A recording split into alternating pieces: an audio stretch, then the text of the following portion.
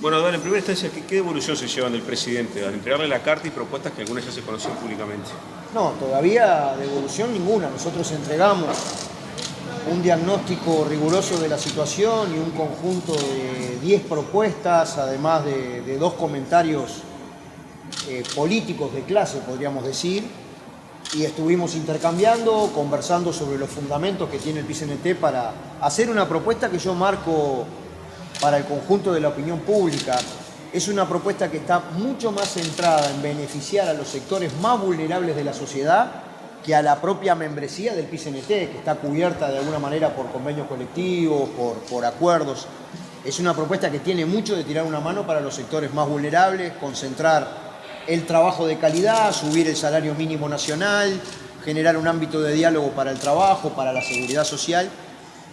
Bueno, estuvimos dialogando, conversando sobre los fundamentos de esta propuesta, las ideas que tenemos y con seguridad nosotros por lo menos esperamos que el Poder Ejecutivo nos devuelva una respuesta, digamos, rigurosa sobre el conjunto de las propuestas que hicimos. Pero en esa línea, por ejemplo, hay planteos de aumentar tributos de forma temporal. El gobierno ha manifestado que no quiere aumentar impuestos. ¿En ese tipo de cosas hubo algún intercambio ya concreto sobre lo que trajo el PCNT? Bueno, nosotros fundamentamos que no tiene absolutamente nada de malo en una situación donde se eleva la carestía, se achica, digamos, la participación de salarios y jubilaciones en la riqueza nacional.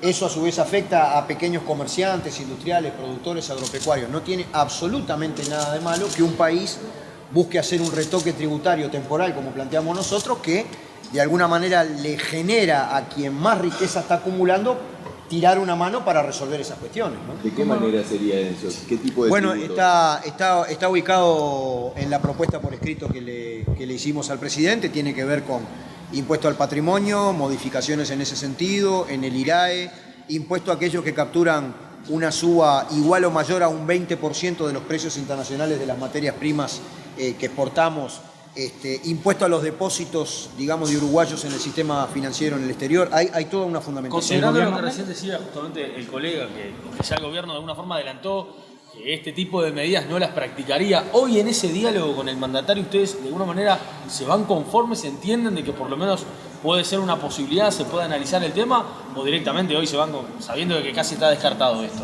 No, yo no te puedo decir ni que me voy conforme ni desconforme. A mí me gustaría esperar, del mismo modo que el PCNT hace una propuesta que es formal, que viene por escrito, me gustaría esperar una respuesta rigurosa, ¿no? El gobierno está... sobre persecución sindical en distintos ámbitos del Estado. Sí, son los dos comentarios que nosotros hicimos, que no estábamos de acuerdo cuando de alguna manera se desarrollaba cierto clima, digamos, de persecución antisindical, de estigmatización del movimiento obrero, y en particular cómo esto a su vez se reflejaba en algunos proyectos, digamos, de ley que pretenden una reglamentación antisindical, desde mi punto de vista antidemocrática. En esto sí hubo algún planteo un poco más específico, porque el presidente dice que el gobierno se concentra, digamos, en un proyecto que es del Ministerio de Trabajo y que no tiene este carácter. Bueno, yo en ese sentido creo que hubo una conversación. Y sobre comentarios de algunos legisladores, por ejemplo, ¿hablaron, ustedes plantearon su queja por dichos de legisladores del propio gobierno? Justamente eso fue lo que planteamos, y lo que se nos respondió es que ellos se van a concentrar en el proyecto del Ministerio de Trabajo, que los otros proyectos no son así, digamos. Abdala, hasta ahora el gobierno ha recibido propuestas incluso de socios de la coalición. Lo que ha dicho es que todas se estudian y ha anunciado algunas medidas que quieren ir por el lado del salario, de poner plata en el bolsillo. ¿Creen que con eso se llega o por eso presentan otra vía? Bueno, para mí un retoque importante en el salario mínimo nacional es clave, ¿no? Es decir, nosotros lo dijimos en el 1 de mayo, ese es un aspecto bien importante desde mi punto de vista, del mismo modo que si no queremos perder un 37% de los nuevos trabajos generados, la prórroga, digamos, en condiciones adecuadas de los jornales solidarios es clave. ¿Eso lo hablaron ahí? Sí, claro. ¿Y en eso No, está en la propuesta por escrito que nosotros hicimos, ¿no? Miel, cuando habla de, por ejemplo, el tema del salario mínimo, dice que no cambia, no mueve la aguja en realidad modificar el salario mínimo nacional en el caso de los informales y demás, o de personas que por ahí ganan menos que eso. ¿Por qué ustedes entienden que sí? Bueno, hay que preguntar a los agentes si le mueve o no le mueve la aguja. Es una referencia indirecta, digamos. El salario mínimo nacional opera como una referencia para todo un conjunto de gente que o trabaja por la cuenta o está informal o hace una changa, y a la hora de plantear la retribución de su servicio, de su trabajo, siempre el salario mínimo nacional es importante. Yo tengo otra opinión, ¿no? Pero además, si fuera así, ¿qué problema hay con subirlo?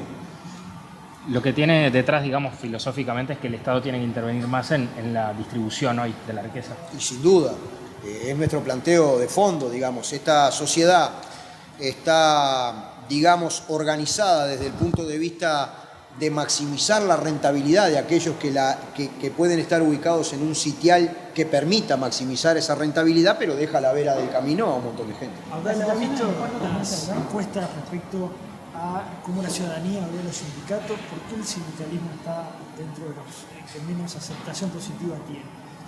He visto encuestas que están dando un crecimiento importante, digamos, de la imagen del movimiento sindical en el conjunto de la opinión pública. Hay que ver ahí muchas cosas, algunas de las cuales son de metodología en ciencias sociales.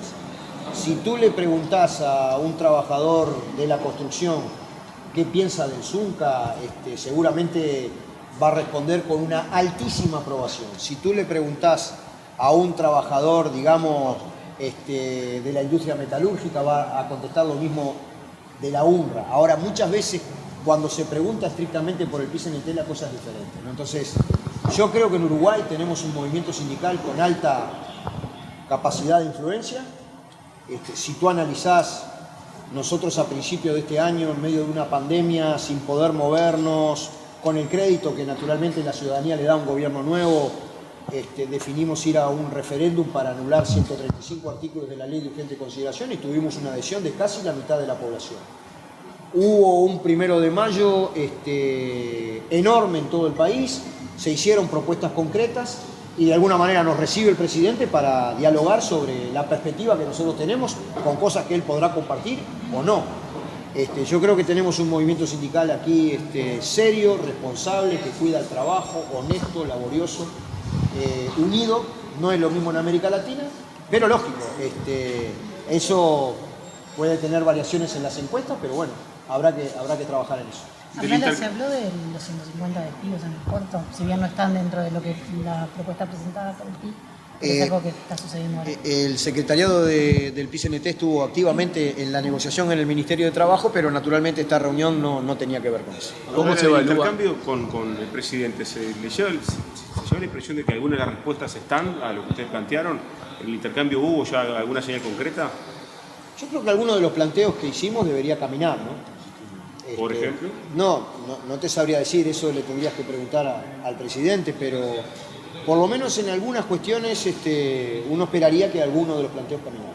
¿Cómo se evalúa el peso, digamos, la influencia de la inflación a nivel internacional? Es la influencia de la especulación financiera en la determinación de cosas que hacen a la vida humana. En este mundo, el 1% más rico del planeta tiene la misma riqueza que 3.700 millones de seres humanos. Es un mundo que no está construido para la vida, sino para la acumulación. Por eso a mí me da gracia cuando se habla de seguridad social sin tocar la financiación. En realidad hay muchas cosas que están mal y eso está mal. Fíjate que aquí los sectores que capturan esos precios internacionales de las materias primas lo trasladan inmediatamente al mercado interno y paga doña María y don José, ¿no? Pero bueno, ese es el sistema en que vivimos y bueno, vaya si el movimiento obrero plantea otras cosas. Para eso está el Estado, para corregir esos asuntos. Por eso suba del salario mínimo nacional, suba de las asignaciones familiares y en todo caso, si hay que recaudar más para eso, que los mismos sectores que están sobreacumulando capital o ganancia extraordinaria aporten. Muchas gracias. Bueno, muchas gracias. Gracias.